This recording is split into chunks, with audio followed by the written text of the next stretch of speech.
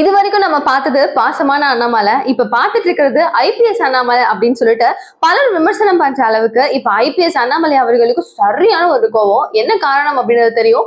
And 1000 கோடி அளவுக்கு ஊழல்ல வந்து ஒரு மிகப்பெரிய ஒரு சாதனை வந்து தமிழகம் பண்ணியிருக்கு. இதுக்கு அப்போசிட்டா இதுக்கு வந்து ஆதரிக்கிற எல்லாமே பண்ற எல்லா வேலைக்கும் காரணமான டிஎம்கேவை முற்றுகையிடணும். அந்த டாஸ்மாக் பத்தின விவகாரம் கேட்கணும், சிஎம் அவர்கள் நாங்க கேள்வி கேட்கணும். அண்ட் வந்து செந்தில் பாலாஜி அந்த இடத்துல இருந்து இருக்கவே கூடாது, அவரு அது வந்து பணி நீக்கம் பண்ணணும் அப்படின்னு சொல்லிட்டு பல கோரிக்கைகளை முன் வச்சு நான் மார்ச் 17 வந்து ஒரு பெரிய மாபெரும் ஒரு போராட்டம் பண்ண போறேன் அப்படின்னு சொல்லிட்டு பிஜேபி அண்ணாமலை அவர்கள் குறிப்பிட்டிருந்தாரு.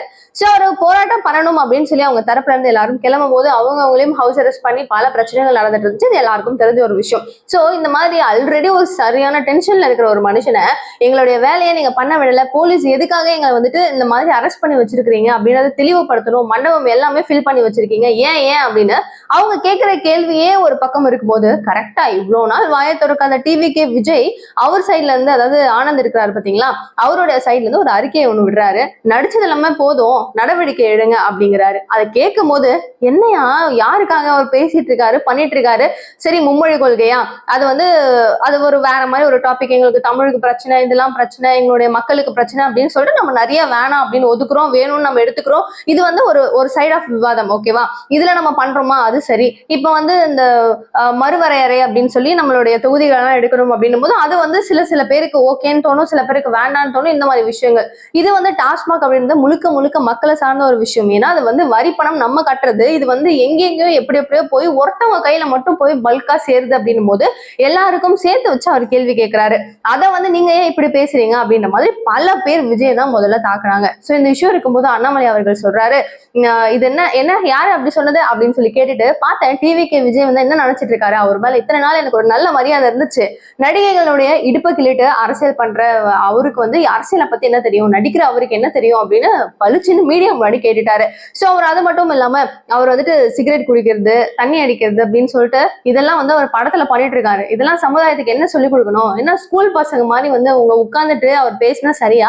நான் வந்து களத்துல இருக்கேன், களத்துல நின்று போராடி காலையில தான் நான் நின்றுட்டு இருக்கேன், களத்துக்கு வர சொல்லுங்க முதல்ல கிளம்பி. என்ன ஸ்கூல் பசங்க மாதிரி பண்றதும் ஒர்க் ஃப்ரம் ஹோம் பாலிடிக்ஸ் பண்றதும் நியாயமா அப்படின்னு ஒரு கேள்வியும் கேட்டிருக்காரு. சோ யோசிச்சு பார்த்தா எல்லாத்துலயுமே அறிக்கையா நான் கொடுக்குறேன் அப்படின்னு சொல்லிட்டு அப்பப்போ ஆடிக்கு ஒரு வாட்டியும் அமாவாசைக்கு ஒரு வாட்டியும் வந்து மக்களை சந்திக்கிற விஜய் இன்னும் கொஞ்சம் இந்த ஊழல் நடந்துச்சு அப்படின்னும் போது வாய்ஸ் அவுட் பண்ணிருக்கலாம். பிகாஸ் இது வந்து எல்லாருக்குமான ஒரு விஷயம் இல்ல, டிஎம்கேவா எதிர்க்கிறோம் அப்படின்னு வாய்ஸ் அவுட் பண்ணி பிஜேபியும் டிஎம்கேவும் ஒன்னா தான் இருக்காங்க, புறவாசல் வழியா 2 பேரும் ஒன்னா சேர்ந்துக்கிறாங்க, ஹாப்பியா இருக்காங்க, பட் நம்ம முன்னாடி நடிக்கிறாங்க அப்படின்னு சொல்றாரு.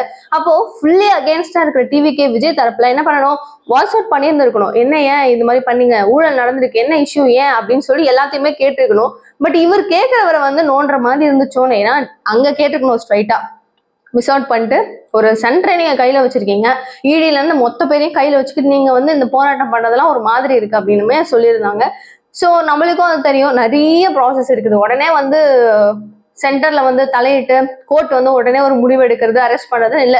ஏன்னா இன்னும் சார்ஜ் ஷீட் பண்ணணும், எல்லாமே இருக்கு, நிறைய வேலைகள் இதுல இருக்கு. கொஞ்சமா ஸ்டெப் பை ஸ்டெப்பா போகும்போது இந்த ஒரு ப்ராசஸையும் கையில எடுத்திருக்காங்க பிஜேபின்ற மாதிரி தான் ஒரு கருத்தும். சோ இப்ப விஜய் பண்ண விஷயங்கள் பத்தி பல பேர் வந்து ஒரு கருத்து, நீங்க பண்ணது சரியில்லைன்னு. அண்ட் ஒரு பக்கம் வந்து எங்க ஆள் கரெக்டா சொல்றாருப்பா அப்படின்னு கொஞ்சம் பேர் அப்படி இருக்காங்க. சோ நீங்க என்ன நினைக்கிறீங்க இந்த இஷ்யூ பத்தி அப்படின்றத ப்ளீஸ் கமெண்ட் பாக்ஸ்ல சொல்லுங்க. இவர் அரெஸ்ட் பண்ணிட்டாங்க, கான்ல இருந்த ஒரு மனுஷனை நோண்டி விட்டுருக்காரு இவரு. சோ இதுதான் மேட்ரு. ஓகேவா? ஃபுல்லா கம்பைலா புரிஞ்சுக்கணும். அண்ட் இந்த மாதிரி சின்ன விஷயங்கள்லாம் நடக்கிற எல்லா விஷயத்தையும் நான் உங்களுக்கு கன்வெர்ட் பண்ணி சொல்றதுக்காக தான் இந்த சேனல். ஸோ ப்ளீஸ் சப்ஸ்கிரைப் பண்ணிக்கோங்க, சப்போர்ட் பண்ணுங்க. Thank you so much for watching this video. Bye bye.